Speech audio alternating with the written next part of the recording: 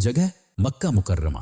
वक़्त सुबह सादिक 12 रबीउल अव्वल सोमवार का दिन, तहरीरी हिसाब से 570 ईस्वी। एक ऐसा दिन जो इंसानी तारीख का सबसे रोशन दिन बन गया। इस दिन वो हस्ती दुनिया में तशरीफ लाई जो रहमत बनकर आई, हिदायत बनकर आई और अंधेरों में डूबी इंसानियत के लिए रोशनी बनकर आई। कायनात की तारीख का सबसे मुबारक पल आया हजरत आमिना बीबी के घर। बनी हाशिम के एक सादा से घर में एक नूरानी बच्चा पैदा होता है। वो बच्चा कोई और नहीं, हमारे प्यारे नबी मोहम्मद मुस्तफ़ा सल्लल्लाहु अलैहि वसल्लम थे, जिसके लिए अल्लाह ने खुद फरमाया, वमा अरसलनाका इल्ला रहमतुल लिल आलमीन। ऐ नबी, हमने आपको नहीं भेजा मगर तमाम जहानों के लिए रहमत बनाकर। सूरह अल अंबिया 107। अब सुनिए कि उनकी पैदाइश के वक्त मक्का और दुनिया में क्या क्या हुआ। मक्का में पूरा मक्का नूर से भर गया। लोगों ने ऐसा चांदनी जैसा उजाला देखा जो पहले कभी नहीं देखा था। काबा के आसपास एक अजीब सुकून और ठहराव महसूस हुआ।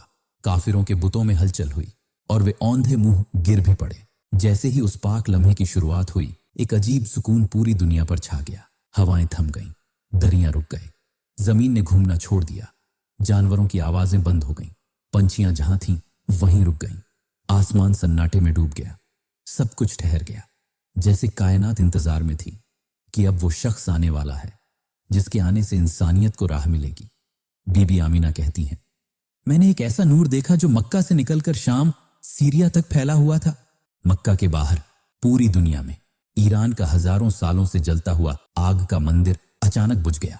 यह मंदिर फारस में था जहां अग्नि पूजा होती थी। लोग सदियों से उसे खुदा मानते थे। ईरान का बादशाह के महल के 14 बुर्ज गिर गए। ये अलामत थी कि अब उसका राज जल्दी खत्म होगा। सावा झील, लेक ऑफ सावा का पानी सूख गया। ये झील कभी नहीं सूखती थी, लेकिन उस दिन अल्लाह ने इसे भी खाली कर दिया। गोया झील भी कह रही हो, अब हक का जमाना आने वाला है। उस वक्त फरिश्ते झुंड के झुंड आसमान से उतर रहे थे, जैसे पूरी कायनात मुबारकबाद देने आई हो। जिब्राइल अमीन अलैहिस्सलाम, मीकाइल, इस्राफील और तमाम फरिश्ते मक्का की गलियों में नूर फैलाते हुए उतरते गए। हर चीज गवाही दे रही थी कि आज वो दिन है जिस दिन अल्लाह का सबसे बड़ा इनाम इंसानियत को मिला। शैतान को आसमान से धकेल दिया गया। वो घबरा कर चीखा, आज कुछ बहुत बड़ा हुआ है। और उस दिन से इंसानियत की तकदीर बदलने लगी।